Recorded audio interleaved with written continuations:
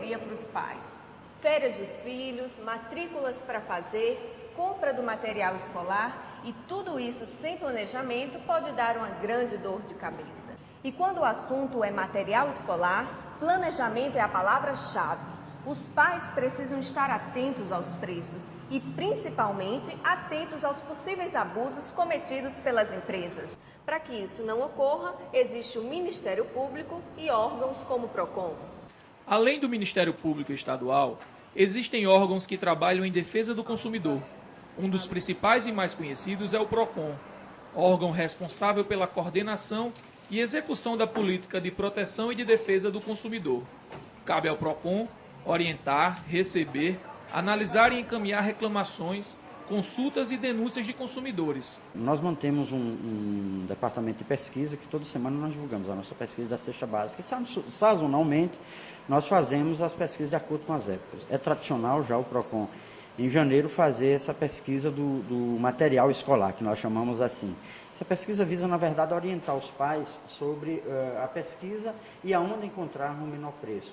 Além do trabalho de pesquisa de preços e orientação ao consumidor, o PROCON também fiscaliza os direitos do consumidor e aplica as sanções quando for o caso. E as denúncias que chegam aqui no PROCON, como são tratadas? Olhem, é feita uma abertura registrada no Sistema Nacional de Defesa do Consumidor, através de uma ferramenta chamada SINDEC.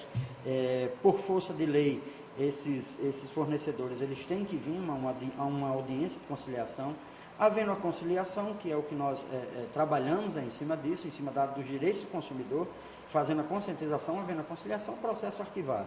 Não havendo a conciliação, o processo irá para um grupo de avaliação, que avaliará se aquele processo dará procedimento. E aí é lavrado um auto de infração, a multa é emitida ao fornecedor. Caso o fornecedor não pague, com direito a um desconto que ele tem já previsto em lei, ele tem direito a recorrer para uma junta recursal. Essa junta também julgará o recurso, não havendo a possibilidade do recurso, aí vai à terceira instância, que aí ele já não teria mais direito a nenhum desconto, ele já teria que pagar a multa, caso não seja concedido, caso não seja provado que ele não infringiu o código, é emitida uma multa em 100%, ele terá que pagar. Caso ele não pague, o nome do fornecedor será incluso no cadastro de reclamação não fundamentada. E esse cadastro de reclamação fundamentada é divulgado a cada final do ano. E a compra do material escolar reserva muitas armadilhas para o consumidor.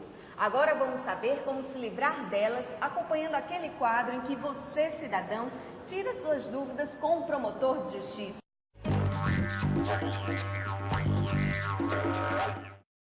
Eu queria saber se as escolas podem exigir determinada marca de materiais na lista escolar. Não, as escolas não podem exigir marca de material escolar. Isso é considerado uma prática abusiva pelo Código de Defesa do Consumidor e as pessoas que se sentirem prejudicadas podem procurar os órgãos de defesa para que sejam tomadas providências cabíveis. Eu gostaria de saber se a escola pode exigir um material de limpeza e higiene.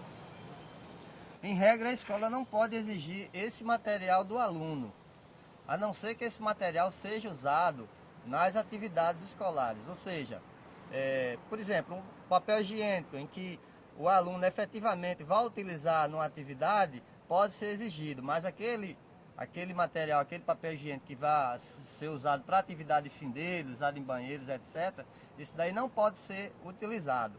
A mesma regra se aplica ao material de expediente. Então, se aquelas folhas de papel, por exemplo, forem utilizadas no serviço da secretaria da escola, ela não pode ser exigida na lista de material. No entanto, se esse mesmo papel for utilizado numa atividade em sala de aula com os alunos, pode ser exigido. Eu queria saber se a escola pode adotar um novo fardamento e proibir do ano passado. Em regra, a escola pode fazer essa proibição e adotar esse novo fardamento. Ela só tem que observar a legislação vigente que diz que só pode haver essa mudança após 5 anos da adoção daquele modelo de fardamento. Ou seja, se a escola pretende modificar este ano o seu modelo de fardamento, ela tem que verificar esse período. Então teria que passar esses 5 anos para que seja efetuada esta mudança. A escola pode exigir que eu compre a agenda do meu filho na própria escola? Na verdade, não.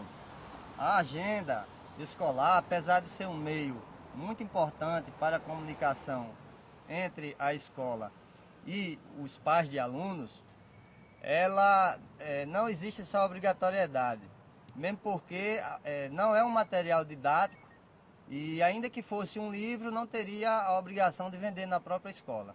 E não esqueça, este quadro é feito por você.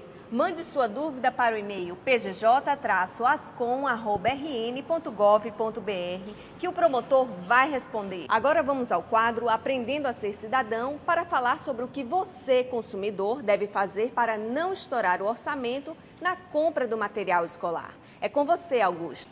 Pois é, Meg. Agora há pouco vimos quais os direitos do consumidor e o que deve fazer para evitar os abusos das empresas. Mas é bom lembrar que consumidor não tem só direitos, tem deveres também. Planejamento e pesquisa são armas fundamentais para evitar que o consumidor caia no endividamento. Aprendendo a ser cidadão com o Ministério Público. Você já comprou material escolar do seu filho? Não, ainda não. Ainda estou pesquisando. Ainda estou fazendo a pesquisa para achar o lugar mais em conta. Aí compro um pouquinho ali, compro um pouquinho ali. Eu estou fazendo orçamento ainda. Sempre pesquiso e esse ano tá sempre eu pesquiso. Já fui em 3, ó. Antecipar as compras, procurar um comércio mais popular e pesquisar o preço em várias livrarias pode fazer toda a diferença neste início de ano. Como os preços praticados pelas livrarias não são tabelados, você corre o sério risco de gastar dinheiro à toa se não seguir algumas recomendações. Mesmo com a pesquisa do PROCON em mãos, é até uma forma de você ter para barganhar com as livrarias que você já tem costume de fazer as compras anuais de material escolar. Outra coisa, essa pesquisa está disponível no nosso site, ela é de acesso para qualquer pai e na hora em que você for fazer a compra de material escolar, não levar os filhos, porque geralmente os filhos caem naquela tentação da publicidade mais bonita, mais elegante, mais chamativa, e isso termina sendo um custo muito alto, além daquilo que dá o material. Para que você tenha ideia, nós encontramos diferenças de preço de até 600% de material para material. Além da pesquisa realizada pelo PROCON, algumas dicas podem ser seguidas para diminuir os gastos com o material escolar do seu filho. Pesquisar. A diferença de preços dos principais artigos escolares, como lápis, caneta, apontador e borracha, pode chegar a mais de 100% de livraria para livraria. Não deixar as compras para a última hora. Sem pressa, o consumidor tem mais tempo para escolher, pesquisar e negociar o desconto. Quem se antecipa é melhor atendido, encontra mais variedade e leva os melhores produtos. É comum o cidadão pensar que as livrarias realizarão grandes promoções no final de janeiro, mas não é bem isso que percebemos. Troca e reutilização. Para quem quer economizar, vale praticamente tudo. Reaproveitar material do ano anterior, trocar livros e comprar nos sebos. Se você pode conseguir um livro para o seu filho com um colega dele ou alguém da família, por que então vai comprar outro? Reutilizar material escolar não é bom apenas para o orçamento. Também faz bem para o meio ambiente. Não comprar tudo de uma única vez. Informe-se com a escola sobre a possibilidade de não ter que adquirir tudo de imediato, e sim, somente a quantidade de material a ser utilizada no primeiro semestre. Isso, além de reduzir a despesa, possibilita planejar com mais tranquilidade a aquisição do material referente ao segundo semestre. É importante, na hora em que o consumidor for adquirir os produtos escolares dos seus filhos, que observe determinadas situações. Por exemplo, para quem vai pagar com cartão, o preço do cartão é o mesmo preço de à vista, inclusive se for oferecido desconto à vista, né?